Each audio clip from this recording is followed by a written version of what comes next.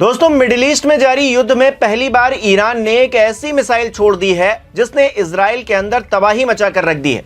IDF की माने तो 19 जून को ईरान ने इजराइल पर कम से कम एक ऐसी मिसाइल दागी जिसमें क्लस्टर बम लगे हुए थे। क्लस्टर बम एक ऐसा हथियार है जिसे बाकायदा बैन करके रखा गया है और इसे युद्ध में इस्तेमाल करने की इजाजत नहीं है। फिर भी ईरान ने इजराइल पर इसका इस्तेमाल किया है, तो मामला कितना ज्यादा गंभीर है ये समझेंगे इस वीडियो में। नमस्कार, मेरा नाम हिमांशु मिश्रा है। आप देख रहे हैं 4PM न्यूज नेटवर्क। दोस्तों, साल 2008 में क्लस्टर बम के इस्तेमाल के खिलाफ एक ट्रीटी की गई थी। ये इंटरनेशनल ट्रीटी क्लस्टर बमों के इस्तेमाल, स्टोरेज, ट्रांसफर और प्रोडक्शन पर प्रतिबंध लगाती है। कुल 111 देशों और 12 अन्य संस्थाओं ने इस ट्रीटी पर साइन किए हुए हैं।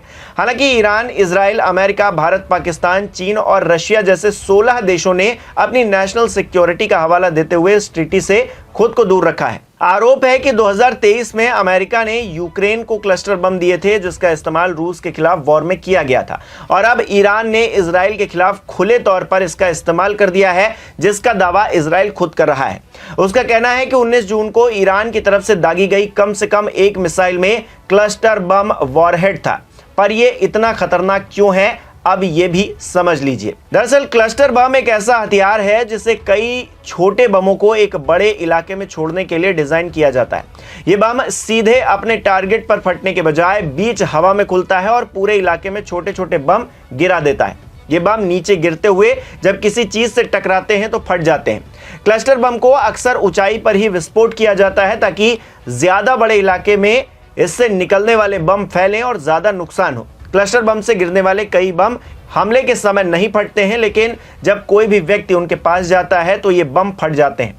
युद्ध की स्थिति में कई बम बिना फटे रह जाते हैं और जब आम नागरिक या फिर बचाव दल उनके संपर्क में आते हैं तो बम फट जाते हैं। इसी वजह से ये और भी ज्यादा खतरनाक बताए जाते हैं। खराब बात यह है दोस्तों कि इससे उन लोगों को नुकसान होता है जो युद्ध में शामिल नहीं है या फिर युद्ध में घायल हुए लोगों की मदद करने के लिए वहां पर पहुंचते हैं। साथ ही ये बम किसी एक जगह को निशाना बनाने के बजाय पूरे इलाके में छोटे छोटे धमाके करता है, जिससे आम लोगों को ज्यादा नुकसान होता है। इसी वजह से इसके इस्तेमाल पर बैन तक लगाया गया है। लेकिन इजरायली सेना के मुताबिक ईरान ने जिस क्लस्टर बम से हमला किया उसमें बम जमीन से 7 किलोमीटर की ऊंचाई पर ही फट गया, जिससे इजराइल के 8 किलोमीटर के दायरे में लगभग 20 छोटे छोटे बम गिरे। इसमें से एक जो छोटा बम था वो अजोर नाम के शहर पर गिरा और एक घर पर यह बम गिरा, जिससे थोड़ा नुकसान हुआ, लेकिन किसी की जान नहीं गई। हालांकि युद्ध की भयावह होती तस्वीर नेतन्याहू के लिए खतरे की घंटी साबित हो रही है और इसकी वजह है ट्रंप धीरे धीरे करके क्या नेतन्याहू से दूर जा रहे हैं, इस युद्ध से दूरी बनाने की कोशिश कर रहे हैं। ऐसा क्यों कहा जा रहा है ये भी बताता हूं। अभी तक आपने सुना होगा कि अमेरिका युद्ध में इजराइल को न सिर्फ पूरा सपोर्ट कर रहा है बल्कि ईरान के खिलाफ खुद ही मैदान में उतरने की तैयारी भी कर रहा है। पर अब खबर यह आ रही है कि ईरान पर हमले को लेकर ट्रंप कंफ्यूज हो गए हैं। इसी वजह से अटैक के फाइनल ऑर्डर पर फैसला 2 हफ्तों के लिए टाल दिया गया है।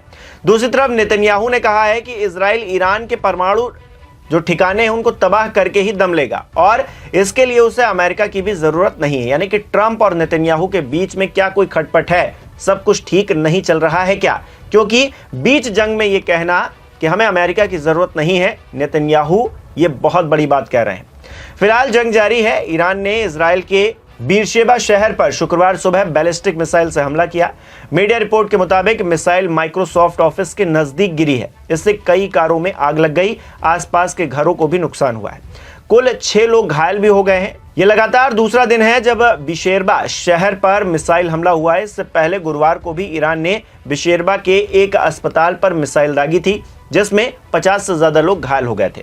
इजराइल भी हमले पर हमले किए जा रहा है। ईरानी मीडिया के मुताबिक इजरायली सेना ने ईरान की राजधानी तेहरान में एक बार फिर से रेजिडेंशियल बिल्डिंग को निशाना बनाया है, हमला किया है। इस हमले में अभी किसी नुकसान की जानकारी सामने नहीं आई है।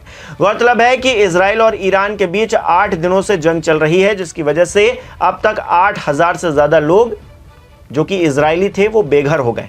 बताया जा रहा है कि ईरानी हमले से इमारतों या वाहनों को हुए नुकसान के कारण मुआवजे के लिए करीब 30,000 एप्लीकेशन भी पहुंच गए हैं। तो ये परिस्थितियां बता रही हैं कि ग्राउंड जीरो पर हालात बहुत बुरे हैं।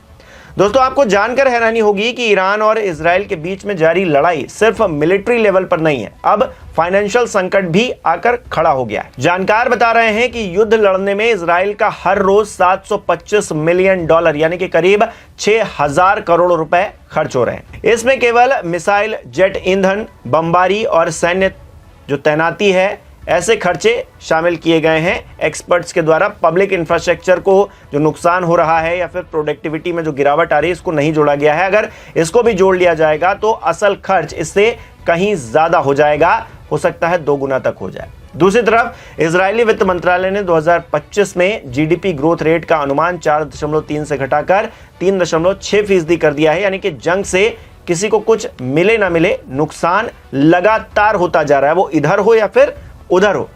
कुछ नुकसान ऐसे हैं जिसकी भरपाई भी कभी नहीं की जा सकती, क्योंकि मरे हुए लोग जिंदा वापस लौटते नहीं हैं दोस्तों।